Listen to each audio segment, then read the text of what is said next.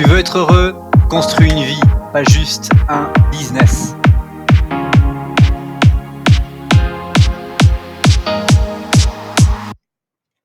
Bonjour et bienvenue à toi, je suis Ogier Delay et cette chaîne YouTube t'aide à résoudre tes problèmes et surtout le problème numéro 1 qui te retient, le manque de confiance en toi. Il y a quelque chose de plus au fond de toi et tu le sais, c'est pour ça que tu es ici. Tu as le niveau et le talent de Michael Jackson dans quelque chose. Donc je t'invite dès maintenant à t'abonner à la chaîne YouTube pour ne pas rater les prochaines vidéos et redécouvrir les vidéos les plus populaires. Active bien les notifications. Alors aujourd'hui, on va voir le cas de Nicole Belloubet. Qui est cette personnalité politique française et toujours sous ce regard dans lequel on travaille actuellement, on ne naît pas champion, on le devient. Dans cette vidéo, on verra trois grands principes. Le premier, c'est qui est Nicole Belloubet. On verra son âge, sa biographie. On verra un petit peu tout son parcours dans sa globalité de manière à ce que tu puisses mieux cerner le personnage. Et ensuite, on verra les 10 principes qui, selon elle, vous permettra d'être champion dans votre vie en général. J'espère que tu es prêt parce que c'est parti. Alors, Nicole Belloubet, qui est-ce? La meilleure façon de le savoir, c'est d'aller directement sur Wikipédia. Nicole Belloubet, au moment de cette vidéo, aujourd'hui, elle a 64 ans puisqu'elle est née le 15 juin 1955 en France, à Paris. Elle est membre du parti politique PS, apparemment dans les années 2000 et depuis 1983. Elle est diplômée de l'université Panthéon, Assas et Panthéon Sorbonne, et sa profession, c'est juriste, professeur de droit. Alors, pour vraiment résumer, c'est une femme qui est politique française, haute fonctionnaire, professeure des universités, elle enseigne le droit avant de devenir rectrice de l'Académie de Limoges, puis de celle de Toulouse. En tant que femme politique, elle a été adjointe au maire de Toulouse, Pierre Cohen, puis vice-présidente du Conseil régional de Midi-Pyrénées.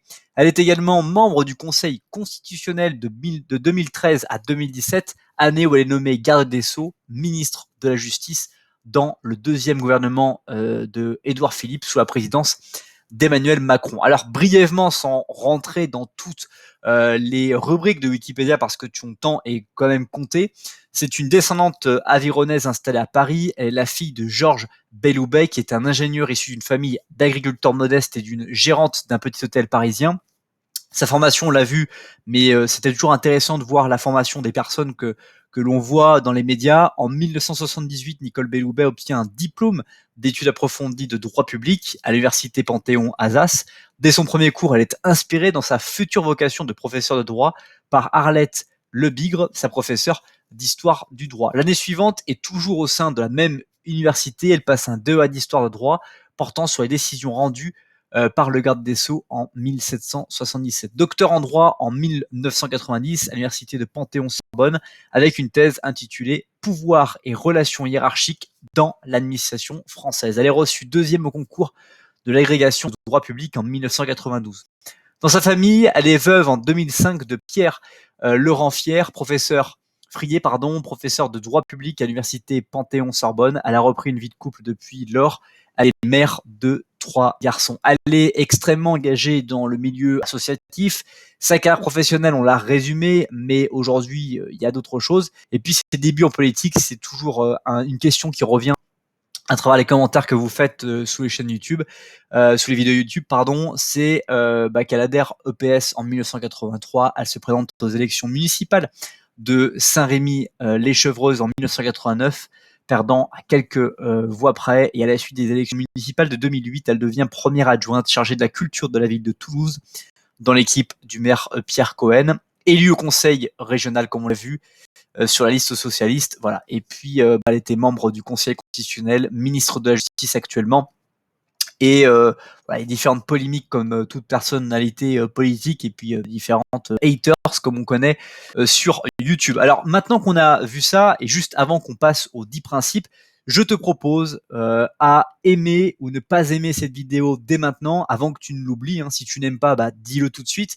Si tu apprécies la vidéo, dis-le également. Ça me permettra de toujours m'encourager à continuer ce type de vidéo, même si certains vont encore dire que je suis un fidèle lecteur de Wikipédia, que je sais bien lire. tant mieux pour eux. Mais l'objectif, c'est surtout d'étudier les personnes et que si toi, ça ne t'intéresse pas, au pire, moi, ça m'a permis de pouvoir mieux connaître une personnalité. Et puis si il y a des personnes que ça intéresse et que ça aura intéressé également, et écoute, tant mieux. Ça aura fait que j'aurais pas été le seul à m'enrichir de cette vidéo. Le premier principe pour devenir un champion dans son domaine, selon son expérience, c'est de ne pas perdre son temps. On peut le voir aujourd'hui en 2020, elle a 64 ans. Elle a fait beaucoup de choses dans sa vie. Elle a vraiment été dans différentes régions, dans différentes villes. Elle a œuvré, elle s'est engagée à la fois dans le milieu associatif, mais à la fois dans le milieu politique, comme dans le milieu, on va dire, de la sphère publique. Elle a, je pense, cette ambition, ce partage de vouloir faire des choses, et donc elle n'a pas perdu son temps. Elle s'est engagée dans des projets qui la stimulaient, qui l'intéressaient, et surtout, encore une fois, dans son parcours, ce qu'on peut observer, c'est que les rencontres qu'elle a pu faire lui ont permis d'intégrer des milieux. C'est certainement ce qu'il faut retenir dans cette vidéo aussi, c'est que dans notre vie, on a des rencontres qui sont souvent fortuites, mais qui sont très souvent lourdes de sens pour notre futur parce qu'elles vont nous permettre de nous lancer dans tel ou tel domaine. Deuxième principe à retenir, c'est il faut échouer vers votre chemin de grandeur. On peut voir que dans sa vie, par exemple, personnelle, le fait qu'elle a perdu un être dont elle était proche n'est pas une situation facile que tous dans notre vie nous vivons un moment ou un autre, et ça nous fait échouer parce que dans notre vision de l'avenir, dans notre vision du futur, on n'a pas forcément envie d'avoir cette vision de fin de notre relation avec quelqu'un ou notre relation dans un environnement donné. Troisième principe, c'est de raconter votre histoire. Ça est vraiment puissant de raconter votre histoire parce que ça va inspirer d'autres personnes. Et vous le verrez dans les autres principes qu'on va voir.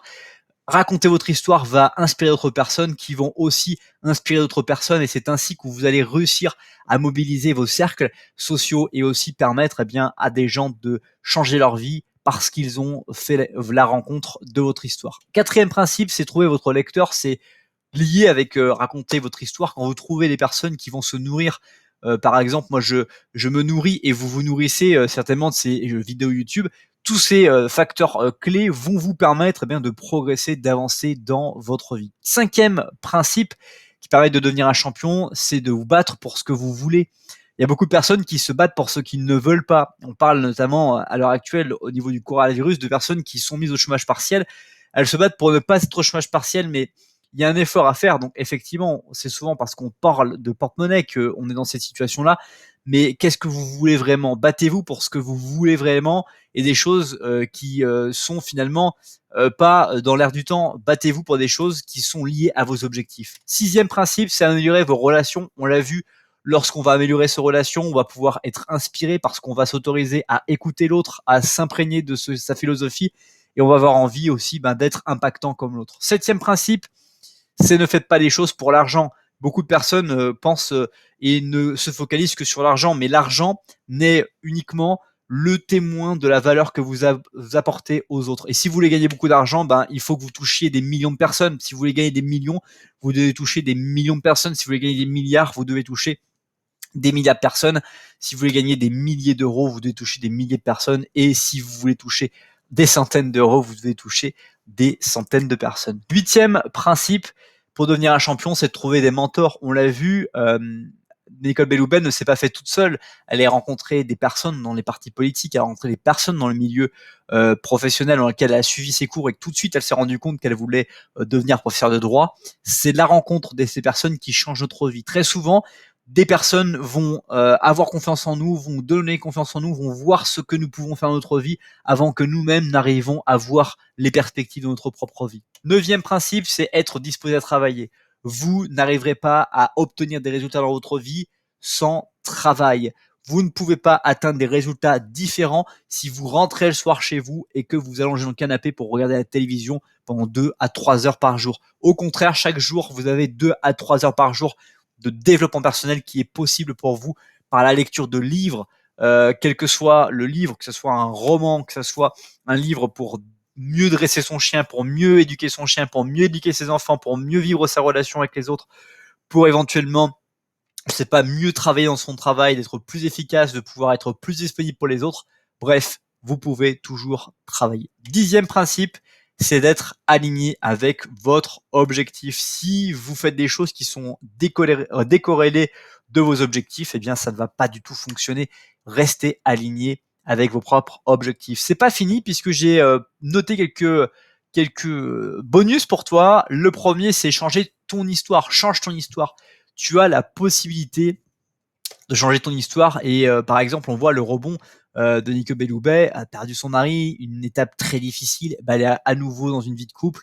À son âge, et bah écoutez, voilà, c'est malheureux, mais des fois dans la vie, on peut changer son histoire. On n'est pas obligé de subir et d'être défini par les éléments, les occurrences de notre vie jusqu'à la fin de nos jours parce qu'on a vécu telle ou telle chose. Deuxième bonus, c'est créer votre définition du succès. Nicole Belloubet, c'est un exemple de réussite, qu'on apprécie ou pas son action au quotidien. Mais vous, toi, personnellement, quelle est ta définition du succès? Qu'est-ce qui te permettra de te dire que tu as réussi ou non dans ta vie? Enfin, troisième bonus, bah, c'est décrivez-vous. Décrivez-vous pour les autres. Apprenez à être telle ou telle caractéristique ou ne pas être telle ou telle caractéristique. C'est absolument tolérable de faire ça.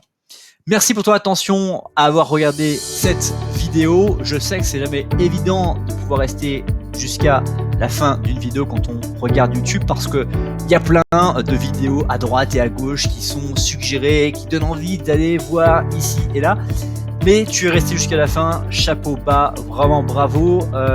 Juste pour te remercier de ton attention, il y a différentes choses qui sont présentes dans la description de cette vidéo. Et puis si tu n'as pas le temps de lire la description, que tu as envie de continuer à regarder du contenu, je te fais apparaître une vidéo qui est issue des choses que tu pourrais apprécier et puis une autre vidéo qui s'affiche pour la dernière vidéo de la chaîne YouTube pour voir si je me suis amélioré. À bientôt.